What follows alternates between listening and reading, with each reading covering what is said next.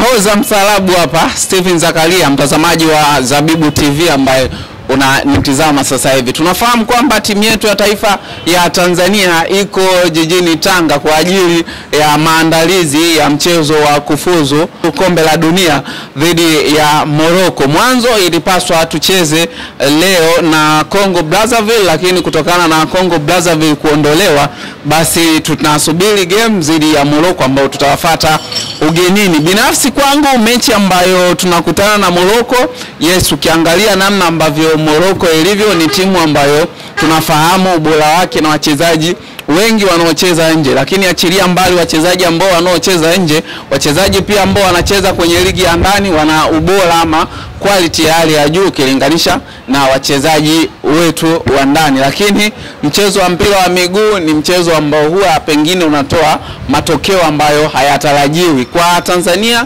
kikosi ambacho kimeitwa, yes, unaona ni kikosi ambacho kina uwezo wa kushindana, japokuwa kimekosekana majina kadhaa kama captain Bwana Ali Samata kwa kiwango ambacho alikuwa nacho na timu yake, pengine angekuepo angeweza kuipush kwa namna moja ama nyingine timu ya taifa. Lakini wachezaji wengi ambao wameitwa, yes, unaona ni wachezaji ambao wana ubora wa hali ya juu. Achilia mbali wachezaji ambao pengine watu wanawazungumza pengine wangekuepo wangeisaidia timu kwa namna moja ama nyingine kutokana na current performance. Mtu kama Offense Kola hajaitwa moja kwa moja kwenye kikosi cha taifa, lakini wapo wachezaji wengi ambao hawajajumuishwa. Lakini ukiachana na hiyo, timu kama timu ya Taifa Stars, unaona chini ya kocha Ahmed Suleiman Morocco ni timu ambayo ina performance nzuri. Tumefuzu AFCON, kwa hiyo bado pia tuna nafasi ya kufuzu kombe la dunia. Tuko kwenye nafasi